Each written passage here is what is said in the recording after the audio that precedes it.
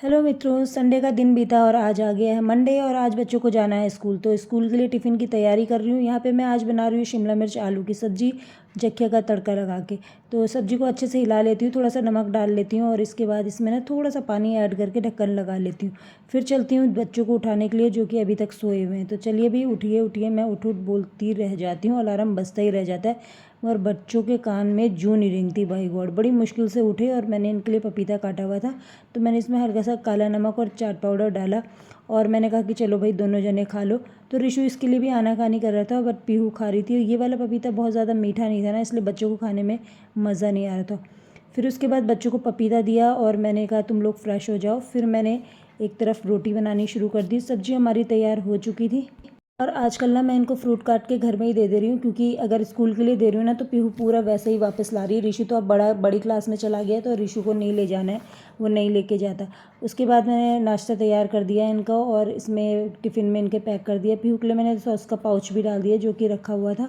उसके बाद अब ये आइसक्रीम खा रही है। देखिए सुबह सुबह पीहू खा रही है आइसक्रीम। ये आइसक्रीम रखी हुई थी उसके पापा के लिए और पीहू को याद आया कि आइसक्रीम बची हुई है और बच्चे छोड़ेंगे आइसक्रीम। तो सुबह इसने फ्रीजर से निकाली आइसक्रीम और दोनों बैठ के आराम से आइसक्रीम खा रहे हैं। उसके बाद मैंने पीहू के बाल बनाए हैं और फटाफट से आज रबर बैंड जो है रेड लगाना था, आज मंडे है तो पीहू ये चीज़ कंफ्यूज हो जाती है, सैटरडे को भूल जाती है वाइट रबर लगाने, मगर मैं ही याद दिलाती हूँ इसलिए मैं डाइनिंग में रख देती हूँ। उसके बाद अब बच्चे जा चुके हैं स्कूल में और मैं लग जाती हूँ अपने झाड़ू पोछा वाले साफ़ सफाई के कामों में। और आजकल इतनी गर्मी हो रही है ना, हमारे यहाँ गर्मी तो जो भी हो सो हो, मगर मच्छर बहुत ज़्यादा हो जाते हैं। आपके यहाँ होते हैं या नहीं होते हैं, आप भी ज़रूर बताइएगा। फिर काम होने के बाद मैंने अपने ना ये वाले सूट में जो कि काफ़ी दिनों से पड़ा हुआ था और मैंने बड़ी मुश्किल से आज कुछ कपड़े निकाल रही थी मैं बॉक्स से, तो ये भी निकल गया। तो मैंने आज पहनना था ये वाला ब्लैक सूट और इसमें मैं कर रही हूँ प्रेस। तो ये बॉक्स में ऐसे ही पड़ा हुआ था तो इसमें ना प्रेस की आज बहुत ज़्यादा ज़रूरत पड़ रही है। आप देख ही रहे होंगे सिलवटें इतनी आ गई थी ना कि मानो मैंने ना हल्का हल्का सा पानी भी इसमें डाला हुआ था प्रेस में, तो इससे मैं पुश करती जा रही थी और ये फाइनली प्रेस हो गई और मुझे पहनी ये वाली ड्रेस। तो चलिए नहा धो के मैं भी हो गई हूँ रेडी और अब मैं चढ़ा लेती हूँ शिवलिंग पे दूध। ओम नमः शिवाय, ओम नमः शिवाय। आप लोग भी बोलिए ओम नमः शिवाय। जल चढ़ा के मैं गई अपनी ऊपर मंदिर में और मंदिर में पूजा वूजा करने के बाद मैं आ गई हूँ अब अपने किचन में। तो यहाँ पे चलिए जी, सब्ज़ी तो हमारी सुबह की तैयार थी ही। अब मुझे दो दो रोटियाँ बनानी थी जिसके के लिए आटा बस उतना ही सफिशिएंट था जितना हमें चाहिए था, तो मुझे और गूँथने की ज़रूरत नहीं पड़ी। बस मैंने दो दो रोटी का आटा बचा हुआ था, मैंने उसको ही बनाया और उसके बाद मैंने गुसाई जी को पहले दे दिया था। उसके बीच में ना मैं शॉप में चली गई थी, कस्टमर आ गए थे, फिर मैं आई और अब मैंने नाश्ता अपना शुरू कर दिया। नाश्ता करने के बाद फिर मैं शॉप में गई, आपको पता ही है शॉप में जाना भी ज़रूरी है।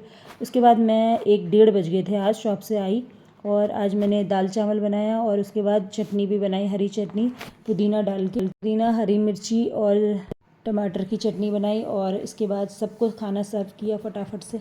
तो ये गुसाई जी के लिए रख दिया मैंने डाइनिंग में, बट आज हम ना सब लोग बेड पे ही बैठ के आराम से खाएंगे और गुसाई जी ना आज लगे हुए किसी काम में और फ़ोन करने में। तो मैं बोल रही हूँ खाना खा लीजिए, बट अब मैंने भी बोलना छोड़ दिया तो मुझे खाना था, मुझे भूख भी बहुत ज़्यादा लग रही। तो मैंने कहा चलो आप लोग खाते रहो, मैं तो खा रही हूँ, मुझे तो बहुत तेज़ भूख लग रही है। उसके बाद ना खाना वाना खाने के बाद मुझे ना आजकल सोने की आदत पड़ गई है। अगर एक दिन भी सोना ना मिस कर दूँ ना तो सिर में बहुत ज़्यादा दर्द होना शुरू हो जाता है।